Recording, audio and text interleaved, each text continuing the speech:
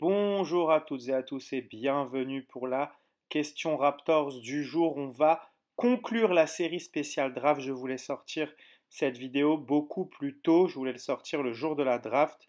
Malheureusement, je n'ai pas eu le temps nécessaire pour le faire.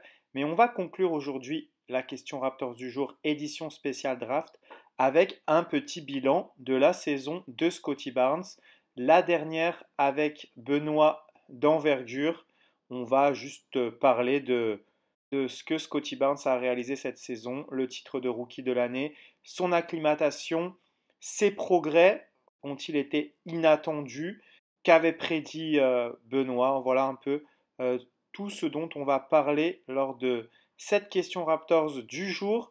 N'hésitez pas à vous abonner à la chaîne, à liker la vidéo pour m'apporter votre soutien et à activer la petite cloche pour avoir les notifications de toutes les nouvelles vidéos. Merci à toutes et à tous de m'avoir suivi pendant toute cette série spéciale draft et la question Raptors du jour. C'est parti!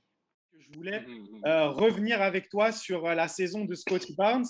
Déjà, je voulais en profiter pour te féliciter vraiment du profil que tu avais décrit de Barnes et de son utilisation avec les Raptors parce que tu avais vraiment vu juste sur le fait que les Raptors pouvaient jouer un small ball avec Scottie Barnes plus ou moins en 5. Après, ça a été plutôt positionless. Tout le monde jouait 5. Il n'y avait pas vraiment de vrai 5.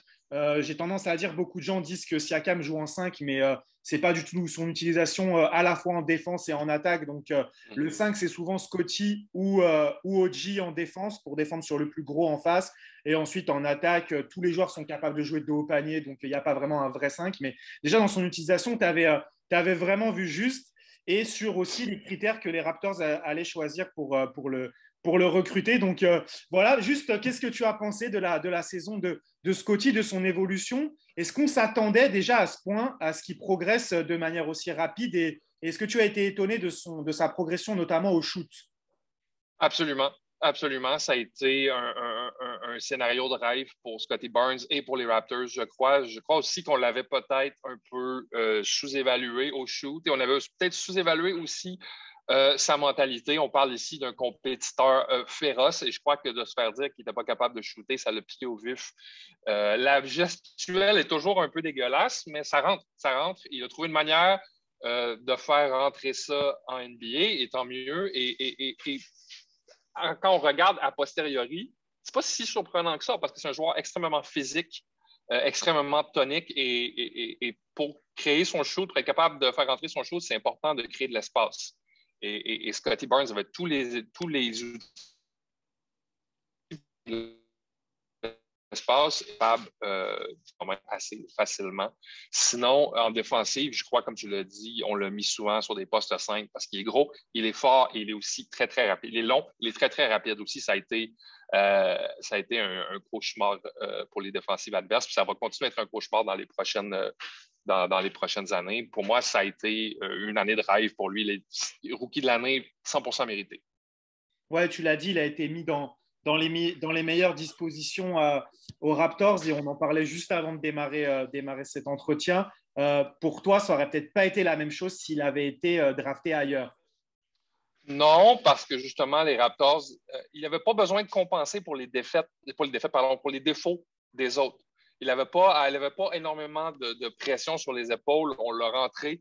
On lui a dit donne ce que tu peux donner, puis il avait pas à transporter l'équipe. Et en n'ayant pas à transporter l'équipe, il était capable de s'exprimer. Mhm. Puis je pense que juste les Raptors pouvaient lui donner vraiment cette situation-là pour qu'il puisse s'accomplir. Ben, c'est ça, parce que en fait, en dehors de Cleveland, qui a été une équipe surprise, qui a été compétitive, les Raptors, c'était peut-être la seule équipe du haut de la draft à être une équipe qui, et c'est drôle parce que je viens de le poster sur Twitter, je le disais notre entretien avec Envergure, que je ne voyais pas les Raptors tanker une année de plus ou en tout cas ne pas être compétitifs. Donc, ça s'est vérifié. Au moment de l'entretien, il y avait quand même beaucoup d'incertitudes, mais on sait toujours que Toronto, de toute façon, ce n'est pas une équipe qui vise à rester dans le bas du classement pour des années. Donc, ouais, c'est vrai que ça a été du coup parfait.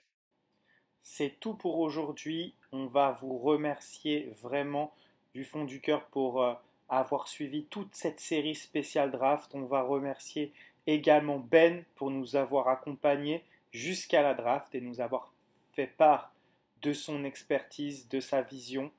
On va se retrouver très rapidement pour des nouvelles questions Raptors du jour au sujet de la Summer League avec Koloko. Bien sûr, on va revenir sur les attentes au sujet de notre nouveau rookie.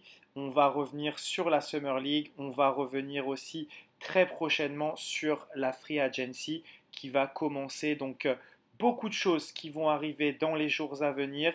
Encore une fois, merci à tous. N'oubliez pas de vous abonner, de liker la vidéo. N'hésitez pas à commenter aussi, activer la cloche pour avoir toutes les notifications. Et comme on dit toujours quand on se quitte, let's go Raptors!